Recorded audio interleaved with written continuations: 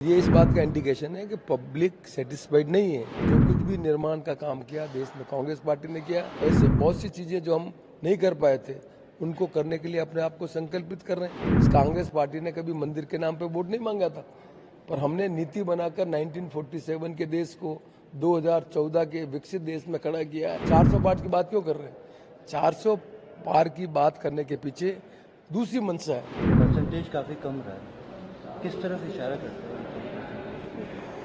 कोई भी मतदान में जब मतदाता वोट डालने जाता है तो सरकार जो सत्ता में होती है उस सरकार की नीतियों के प्रति यदि उनको उत्साह होता है तो मतदान ज़्यादा होता है।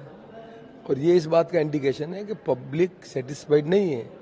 10 साल में जिन मुद्दों के आधार पर वोट मांगे थे, महंगाई, बेरोजगारी, 15 लाख खाते में लाएंगे, किसान की आमदनी दोगुनी करेंगे, ये मुद्दे उन मुद्दों को सॉल्व करने में सरकार असफल रही है, उसका रिफ्लेक्शन है। सर, आपका नाम देश के बड़े नेताओं में शामिल है। कांग्रेस से उम्मीद की गई थी कि कई बड़े चेहरे राजस्थान में देखने को मिलेंगे, जैसे वो सचिन पायलट हों, अशोक गहलोत जी खुद हों या डॉक्टर सराज जी, लेकिन उनमें से कोई आया नहीं। आप हैं जो ये उनका निजी फैसला है। मेरे को कांग्रेस पार्टी ने साधारण कार्यकर्ता के रूप में, मेरी पहचान देश में बनी कांग्रेस पार्टी के कारण। मुझे विधायक का टिकट दिया, मैं विधायक रहा, राजस्थान सरकार में मंत्री रहा, पार्टी का राजस्थान प्रदेश कांग्रेस कमेटी का अध्यक्ष रहा, चुनाव एमएलए का हारने के बाद मुझे सांसद का टिकट दिया, एमपी बना। 100 करोड़ से बड़े देश में मुझे भारत सरकार में कैबिनेट मिनिस्टर बनने का मौका मिला। न केवल रूरल डेवलपमेंट, पंचायत राज की, सड़क परिवहन मंत्रालय भी मुझे दिया गया, कुछ समय के लिए रेलवे मंत्रालय भी दिया।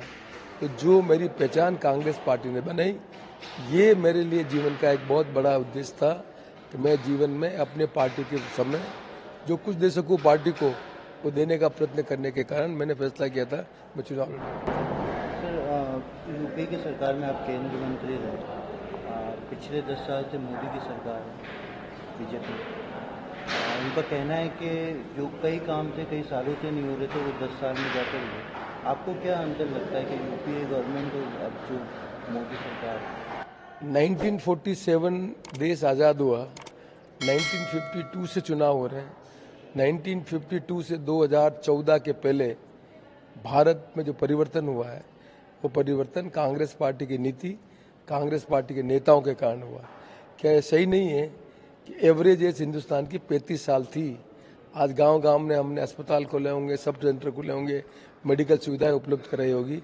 Average of India 75 years. कितने गांव में स्कूल थी, क्या लिटरेसी परसेंटेज था?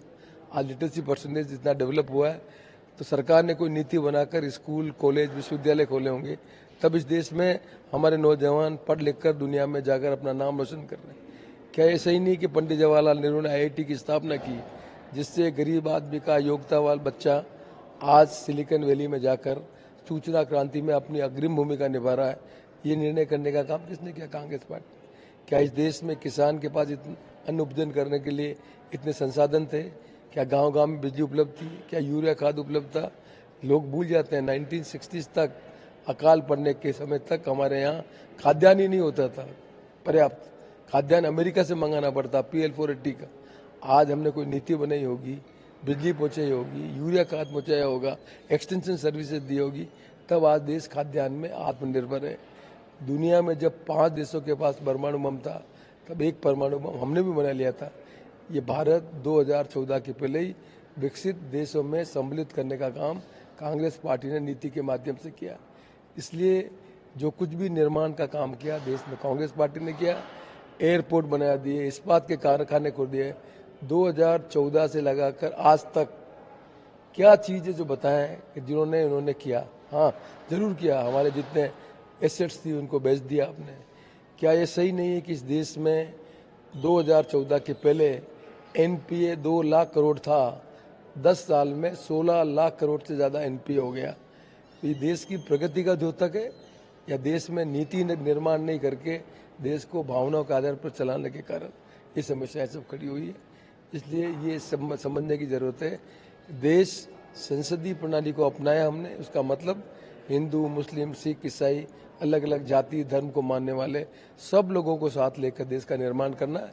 ये काम करके हमने बताया और भविष्य में भी जो इसमें कमी है, तो राहुल गांधी 10,000 किलोमीटर घूमे, हिंदुस्तान के हर कोने में गए, मस्जिद में भी गए, मंदिर में भी गए, गुरुद्वारे में भी गए, चर्च में भी गए, लोगों से भी मिले, गरीब आदमी से मिले, अमीर आदमी से बोले, और सब मिलजुल कर जो कुछ कमी रह गई है उसको पहचान किया है।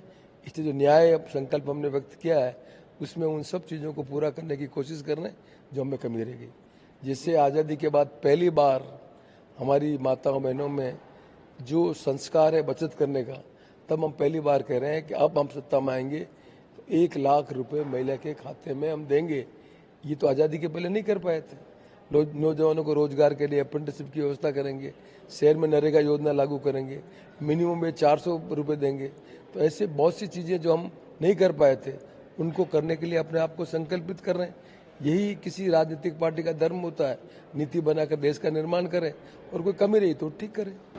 सर लेकिन बीजेपी जो है वो 370 ट्रिपल तलाक, राम मंदिर, इन सब मुद्दों पर चुनाव लड़ रही है। कांग्रेस संसदीय लोकतंत्र में राजनीतिक पार्टियों को नीति के आधार पर वोट लेकर देश का निर्माण करना होता है, जाति धर्म इनके आधार पर नहीं होता है।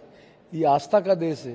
इस आस्था के देश में हमें मालूम है, क्या ये सही नहीं है कि आज़ादी के बाद सोमनाथ का मंदिर भी बनाया गया, पर मंदिर का निर्माण करने से देश की नीति बनाकर देश का निर्माण करना अलग होता है।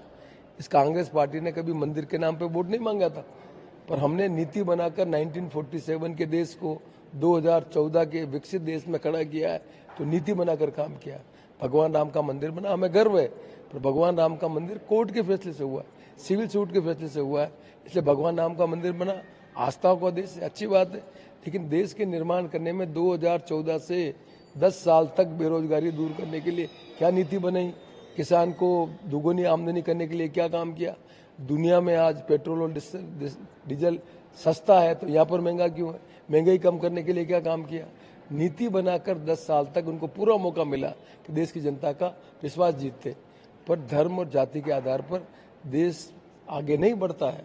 दुनिया में से लोग भूल जाते हैं कि एक देश पाकिस्तान बना था, धर्म के आधार पर बना था, और फिर बांग्लादेश और पाकिस्तान अलग अलग क्यों हो गए। तो धर्म से देश का निर्माण नहीं होता। राजनीतिक पार्टियों का कर्तव्य होता है कि नीति बनाकर देश का निर्माण करें। इसीलिए हमने संसदीय लोकतंत्र अपनाया कि मस्जिद में जाने वाला, मंदिर में जाने वाला, गुरुद्वारे में जाने वाला, चर्च में जाने वाला, हिंदी बोलने वाला, तमिल बोलने वाला, मलयालम बोलने वाला, अलग भाषा को बोलने वाले लोग, अलग अलग खान पान करने वाले लोग, सबको साथ लेकर हम आगे देश का निर्माण करें। ये सबसे बड़ी आवश्यकता है। मैं समझता हूँ कि भारतीय जनता पार्टी के जो हमारे लोग हैं उनको भी ये बात समझने की जरूरत है, इस देश को यदि आगे बढ़ाना है नीति के आधार पर बढ़ाना चाहिए। सर भाजपा एक नारा दीजिए 400 पार, इस बार 400 पार। आप कांग्रेस या इंडिया गठबंधन को सरकार बनाने के लिए बहुमत के लिए कितनी सीटें चाहिए? 275। 10 साल से उनकी सरकार है, 400 पार की बात क्यों कर रहे हैं? 400 पार की बात करने के पीछे दूसरी मंशा है। आपको याद होना चाहिए कि इस देश में संसदीय चुनाव कराने के लिए हमने संविधान में निष्पक्ष चुनाव आयोग की कल्पना की। सुप्रीम कोर्ट ने फैसला किया कि चुनाव आयोग के चयन में सुप्रीम कोर्ट का जज, प्रधानमंत्री जी और लीडर ऑपोजिशन होना चाहिए। उस सुप्रीम कोर्ट के निर्णय को कानून बदलकर प्रधानमंत्री और प्रधानमंत्री के नॉमिनी को जगह देकर लीडर ऑपोजिशन की बात नहीं सुनकर जिस तरह का आपने आयोग बनाया है, क्या इस बात का प्रतीक नहीं है कि जनता में यदि निष्पक्ष चुनाव हो तो चुनाव आयोग भी निष्पक्ष होना चाहिए। जब संपूर्ण राजनीतिक पार्टियां कहती है कि ईवीएम के साथ साथ आपके जो वीवीपैट की जो सेफ स्लिप है उनको काउंट करा दो, तो सामने आ जाएगा कि जो मशीन का वोट है उस वोट में कोई अंतर नहीं है, तो फिर अपने आप आपको ये 400 की करने की जरूरत ही नहीं पड़ेगी। क्यों इलेक्शन कमीशन अपोजिशन को उस बात को सुनने के लिए मौका नहीं दे रहा है? मैं समझता हूँ कि निष्पक्ष चुनाव हम सब के देश के वासियों के लिए आवश्यक है, जिससे सरकार जिसकी भी बने उसके प्रति विश्वास रहे और हम सब मिलजुल कर देश का निर्माण कर सकें।